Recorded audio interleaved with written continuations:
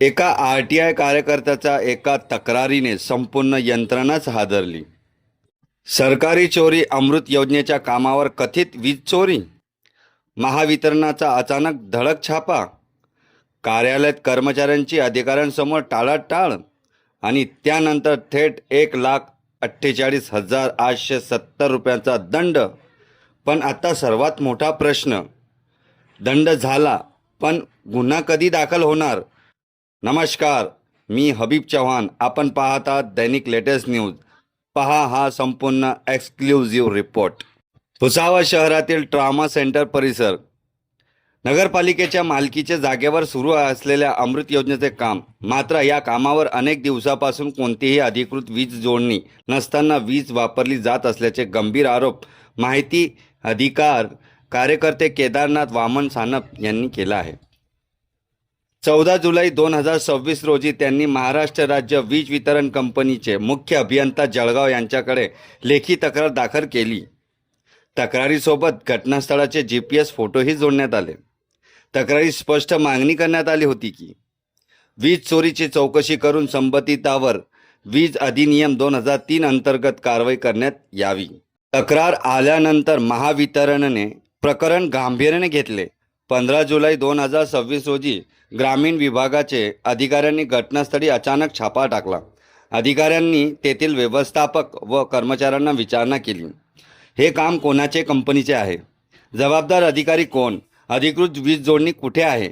मात्र अधिकाऱ्यांच्या माहितीनुसार उपस्थित कर्मचाऱ्यांनी समाधानकारक माहिती देण्याऐवजी टाळाटाळ केली. याच दरम्यान कार्यालयाच्या आत BC-बियाणी प्रोजेक्ट्स प्रायव्हेट लिमिटेडचा फलक दिसून आला.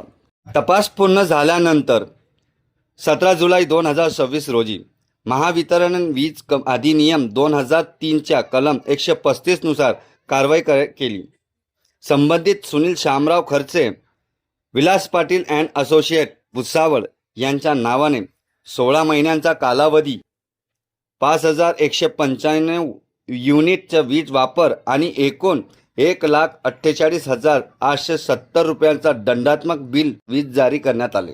आता या कारवाईनंतर शहरात एक वेगळा प्रश्न उपस्थित होत आहे. जर एखाद्या सामान्य नागरिक वीज चोरी करताना पकडला तर महावितरण तत्काळ कनेक्शन तोडते, गुन्हाही दाखल करते, न्यायालयीन प्रक्रिया सुरू करते आणि कठोर कायदेशीर कारवाई होते. मग जेव्हा सरकारी योजनेच्या कामाशी संबंधित मोठ्या ठेकेदाराचे नाव समोर येते तेव्हा केवळ दंड आकारणे पुरेसे आहे का? की वीज अधिनियम 2003च्या कलम 135 अंतर्गत उपलब्ध इतर कायदेशीर तरतुदीनुसारही पुढील कारवाई होणार का?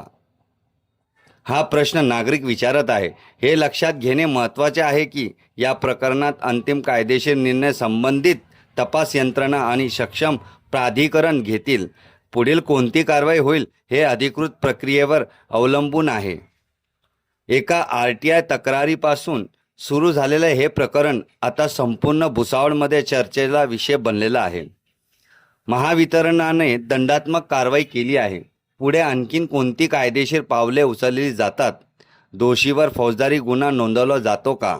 याकडे आता सर्वांचे लक्ष लागले आहे. या प्रकरणातील प्रत्येक अधिकृत घडामोड सर्वप्रथम दैनिक लेटेस्ट न्यूजवर पाहायला मिळेल.